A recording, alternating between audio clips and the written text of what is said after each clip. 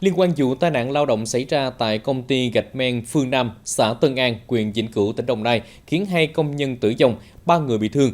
Công an tỉnh Đồng Nai đã phối hợp với các đơn vị chức năng khám nghiệm hiện trường, điều tra nguyên nhân vụ tai nạn.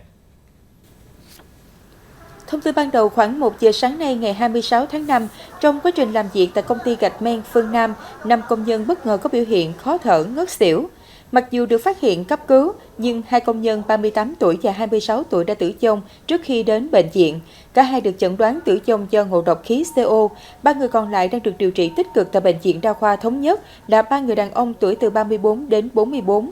Thông tin từ bệnh viện cho hay, cả 3 bệnh nhân hiện đã tỉnh táo, được điều trị bằng oxy cao áp, các chỉ số sinh tồn hiện ổn định, đang được tiếp tục theo dõi.